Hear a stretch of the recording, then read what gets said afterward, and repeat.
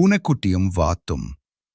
ஒரு நாள் சிறுவன் தன் கையில் வைத்திருந்த பூனைக்குட்டி ஒன்றை அருகில் இருந்த ஓடும் ஆற்றில் தூக்கி எறிந்தான். அந்த பூனை மிகவும் பயந்து கத்தியது.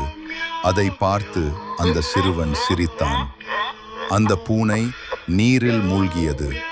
இதை அருகில் இருந்து பார்த்த ஒரு வாத்து உடனே நீந்தி சென்று அந்த பூனைக்குட்டியை தன் வாயால் கவ்வி நீரிலிருந்து வெளியே இழுத்து சென்று காப்பாற்றியது.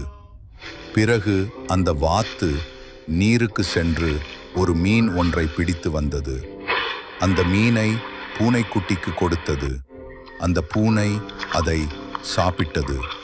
அதன் பிறகு பூனைக்குட்டி வாத்து குடும்பத்துடன் ஒன்றானது. மறுநாள் அதே சிறுவன் வாத்து தன் குட்டிகளோடு செல்வதை கவனித்தான்.